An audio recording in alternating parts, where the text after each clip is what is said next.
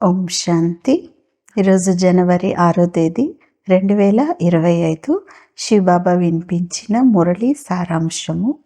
మధురమైన పిల్లలు, మీ ఒక్కొక్క మాట చాలా మధురంగా ఫస్ట్ క్లాస్గా ఉండాలి. తండ్రి ఎలాగైతే దుఃఖహర్త సుఖకర్తగా ఉన్నారో అలా తండ్రి సమానంగా అందరికీ సుఖాన్ని ఇవ్వండి అంటున్నారు బాబా. ప్రశ్న: లౌకిక బంధుమిత్రులకు జ్ఞానాన్ని ఇచ్చేటటువంటి యుక్తి ఏమిటి, ఉపాయం ఏమిటి? సమాధానం: ఎవరైనా బంధుమిత్రులుంటే వారితో చాలా నమ్రతగా, ప్రేమపూర్వకంగా, చిరునవ్వుతో మాట్లాడాలి. ఇది అదే మహాభారత యుద్ధము అని అర్థం చేయించాలి. తండ్రి రుద్రజ్ఞాన యజ్ఞాన్ని రచించారు. నేను మీకు సత్యాన్ని తెలియజేస్తున్నాను. భక్తి మొదలైనవి జన్మ జన్మాంతరాలుగా చేశారు. ఇప్పుడు జ్ఞానం అనేది ప్రారంభమవుతూ ఉంది. ఇలా అవకాశం దొరికినప్పుడంతా చాలా యుక్తిగా వారితో మాట్లాడాలి. పరివారం వారితో చాలా ప్రేమగా వ్యవహరించాలి. ఎప్పుడూ ఎవరికి దుఃఖం ఇవ్వకండి అంటున్నారు బాబా.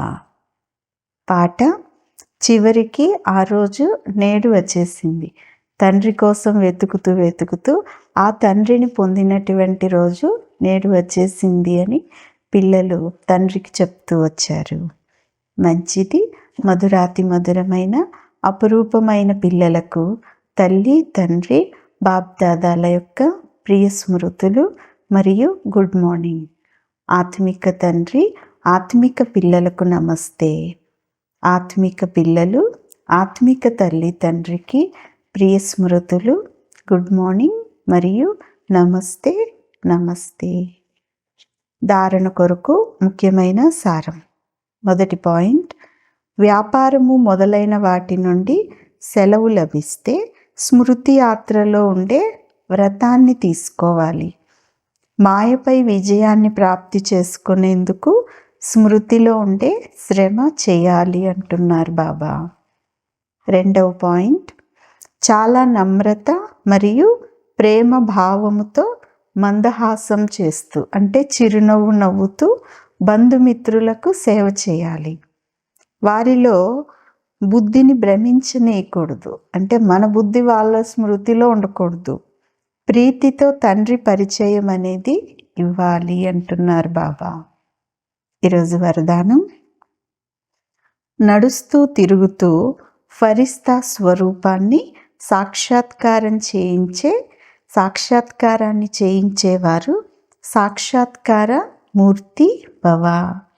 వరదానం యొక్క వివరణ: ఎలాగైతే ప్రారంభంలో నడుస్తూ తిరుగుతూ బ్రహ్మ మాయమైపోయినారు, శ్రీకృష్ణుడు కనిపించేవారు, ఈ సాక్షాత్కారమే అన్నీ విడిపించేసిందో, అలా సాక్షాత్కారం ద్వారా ఇప్పుడు కూడా సేవ జరగాలి. ఎప్పుడైతే సాక్షాత్కారం ద్వారా ప్రాప్తి జరుగుతుందో అప్పుడు తయారవ్వకుండా ఉండలేరు. అందువలన నడుస్తూ తిరుగుతూ ఫరిస్తా స్వరూపాన్ని సాక్షాత్కారం చేయించండి. ఉపన్యసించేవారు చాలామంది ఉన్నారు, కానీ మీరు అనుభవం చేయించేవారుగా అవ్వండి అంటున్నారు బాబా. స్లోగన్: సదా ఆత్మిక ఆనందాన్ని అనుభవం చేస్తూ ఉంటే ఎప్పుడు కూడా తికమక పడరు అంటున్నారు బాబా. మంచిది. ఓం శాంతి.